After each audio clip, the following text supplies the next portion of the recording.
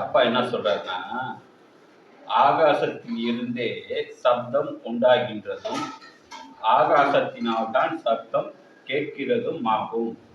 அந்த சப்தம் உண்டாவது நீர் சொல்லிய ஆகாசத்திலிருந்து என்றால், நாம் நம் வாயை மூடி பேசாமல் இருந்தால் நம்முடைய சப்தம் இக்காணுகின்ற ஆகாசத்திலிருந்து உண்டாகுமா? இது என்ன கேட்கிறாரு அப்படின்னா, சப்தம் ஆகாசத்துல தான் வருது அப்படின்னு நம்ம சொல்றோம். சரி ரைட்டு. நீ உன் வாயை மூடிக்கிட்டு பேசாம இருந்தீங்கன்னா சப்தம் அங்கிருந்தா வரும், பேசி அங்கிருந்தா வரும். யார்கிட்ட பேசும்போது சப்தம் வருது, இது ஆகாசத்துல இருந்தா வருது. ஆனா அப்படியே சொல்லப்பட்டிருக்கு, ஆகாசத்துல இருந்தா சப்தம் வருதுன்னு ஏன் சொல்லப்பட்டிருக்கு? அப்ப இததான் கேள்வி கேட்கிறாரு. அப்ப அங்க இருந்து உண்டாகுது இல்ல சப்தம், ஆகாசத்திலிருந்து சப்தம் உண்டாகுது இல்லை. அப்பொழுது எங்கிருந்து சப்தம் உண்டாகின்றது? அவனுடைய சிரசில் இருந்து.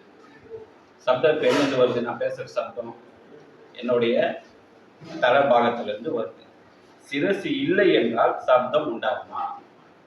உண்டாகாது. அதனால் தான் சப்தம் ஆகாசத்திலிருந்து உண்டாவது என்று சொல்ல காரணம். அந்த ஆகாசம் சிரசாகும்.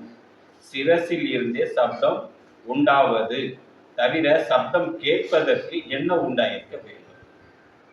சப்தம் ஆகாசத்துலேருந்து வருது, ரைட்டு. ஆனா அதை கேட்கறதுக்கு என்ன வேணும்?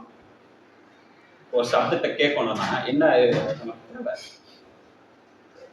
இப்ப நான் பேசுறேன், உங்களுக்கு கேட்குது. எதனால கேட்குது?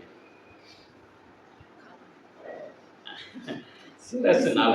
உங்களுக்கு தலைன்னு ஒண்ணு இருக்கிறதுனால உங்களால பேசவும் முடியுது, நான் பேசுறதை கேட்கவும் முடியுது. அப்ப சப்தம் உண்டாக்குவதும் சப்தத்தை உணர்வதும் ரெண்டுமே சிரசுல இருந்தா அதுக்கு பேரு தான் ஆகாசம்ன்ற.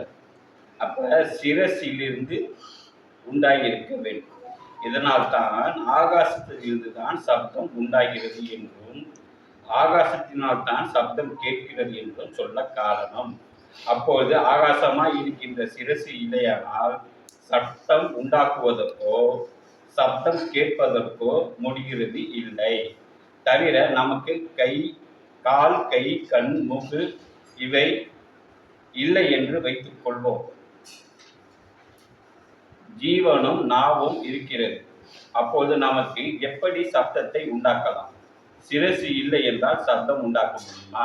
சிரசு இல்லை, நாக்கு இல்லைன்னா சப்தம் உண்டாக்க முடியும்.